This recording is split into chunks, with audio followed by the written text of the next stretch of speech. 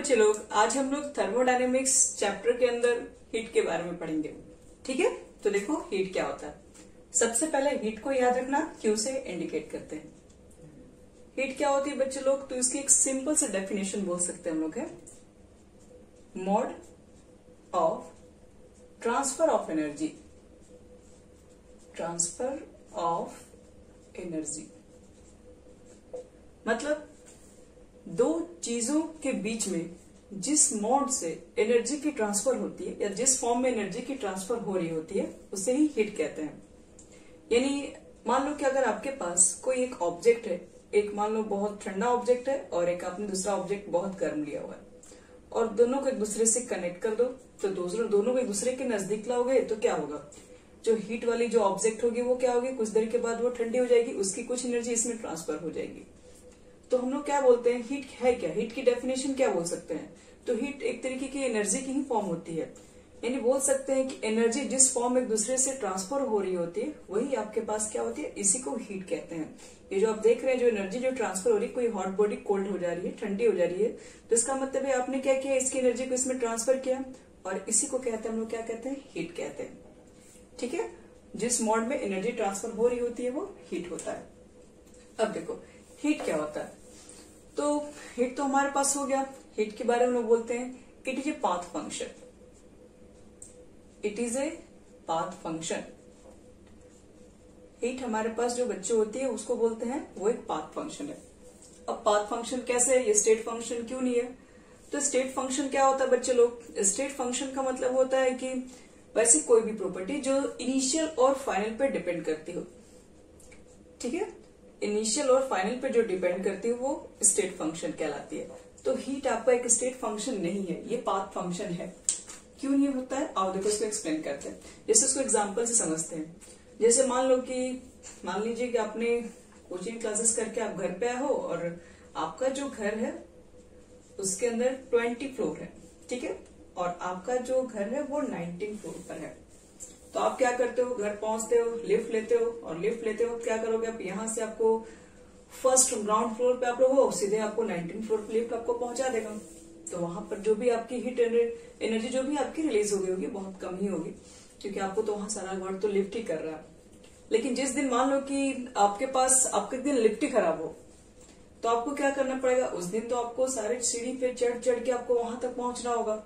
अब वहां तक आप चढ़ के जाओगे तो जाहिर सी बात है कि वहां पर जो आपकी एनर्जी होगी वो तो ज्यादा रिलीज हो रही होगी।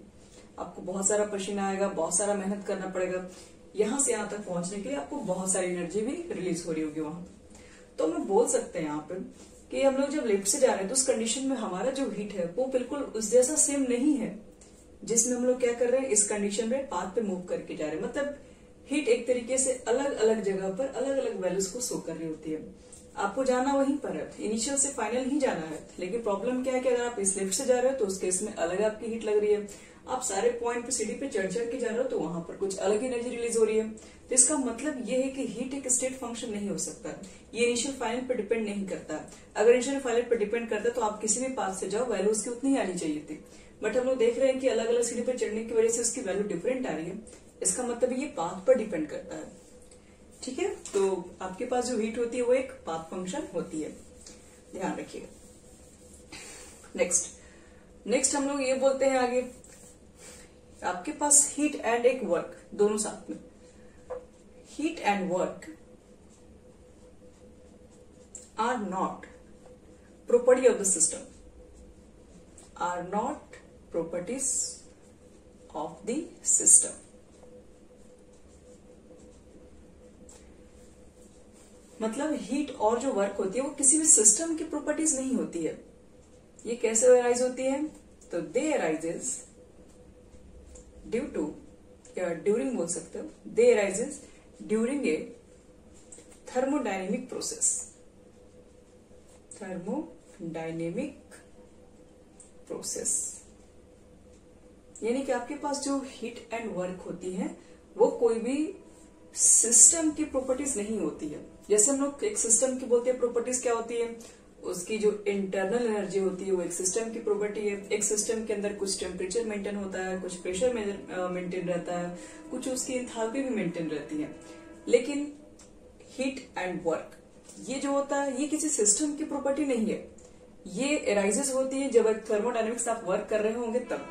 जैसे मान लो कि मेरे पास एक मार्कर है और मैं पूछूं कि बताओ कि इस मार्कर की क्या हीट एनर्जी है, ये मार्कर का वर्क डन क्या है, तो आप कुछ नहीं बता सकते हो। इस मार्कर को मैंने यहां से उठा के जब मैं यहां रख दूंगी, इस पॉइंट पर पूछूंगी, तभी आप नहीं बता पाओगे इसकी क्या वर्क डन है।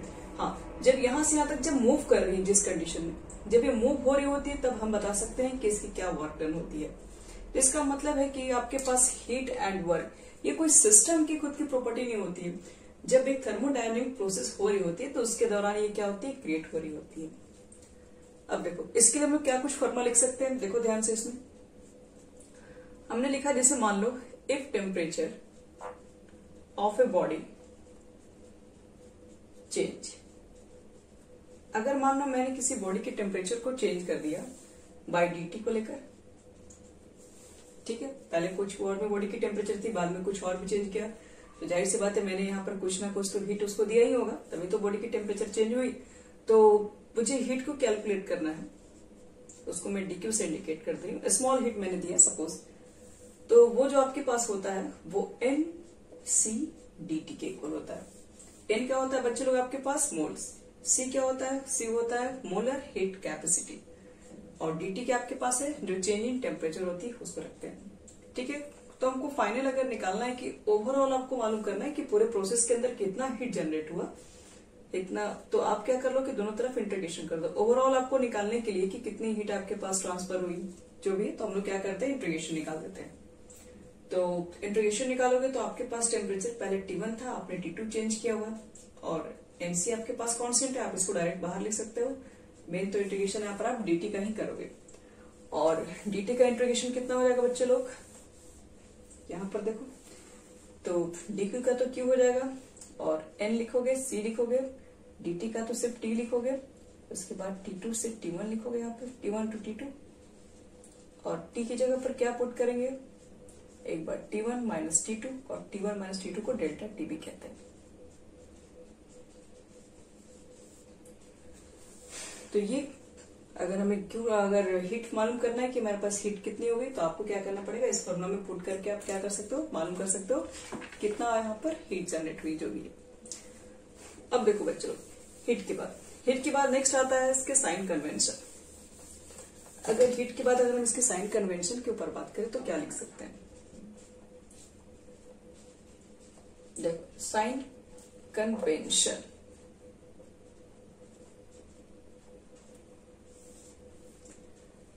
अगर मान लो कि आपके पास कोई सिस्टम है और वो सिस्टम ने क्या कर दिया, हीट को एब्जॉर्ब किया हुआ, heat absorb by the system, इसका मतलब क्या है बच्चे लोग, इसका मतलब तो यही है ना कि आपने जब सिस्टम को हीट एब्जॉर्ब करा हुआ, इसका मतलब उसकी एनर्जी को आपने और बढ़ा दिया।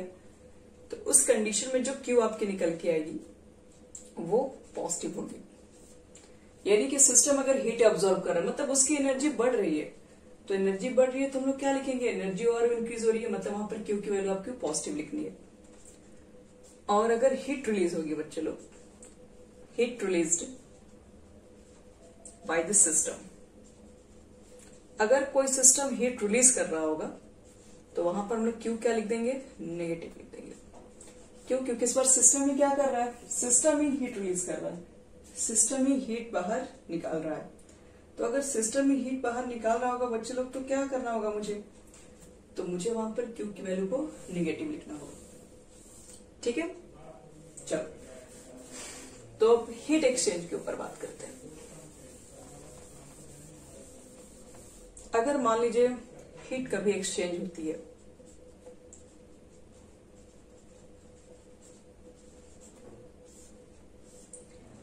अगर आपने हीट को एक्सचेंज किया और उस कंडीशन पे आपने क्या किया है कि कांस्टेंट रखा है प्रेशर को, तो प्रेशर को कांस्टेंट करके आप जो भी हीट एक्सचेंज कर रहे होते हो, तो वो जो आपके पास हीट होती है वो चेंज इन एंथैल्पी के इक्वल होती है, ध्यान रखना।